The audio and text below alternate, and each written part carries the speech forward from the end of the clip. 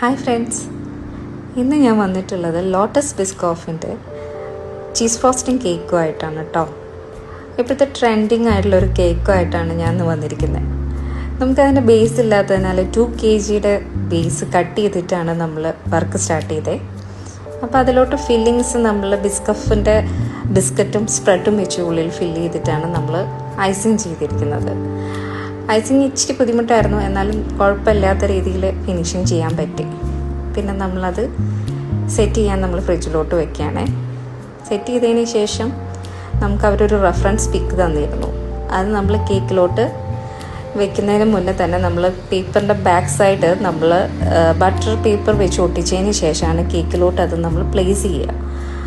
Place ചെയ്തതിന് ശേഷം നമുക്കതിൻ്റെ മേലേക്കുള്ള ഫോണ്ടൻ്റ് വർക്ക് ചെയ്യാനുണ്ടായിരുന്നു.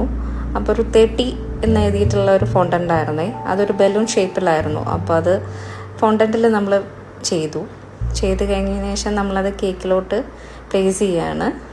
അപ്പോൾ ചെയ്തതിന് ശേഷം ജസ്റ്റ് അതിൻ്റെ ഒരു ഫൈനൽ ലുക്ക് കാണേ എങ്ങനെയുണ്ടെന്ന് എല്ലാവർക്കും ഇഷ്ടമായെങ്കിൽ ലൈക്ക് ചെയ്യുക. Okay, thank you.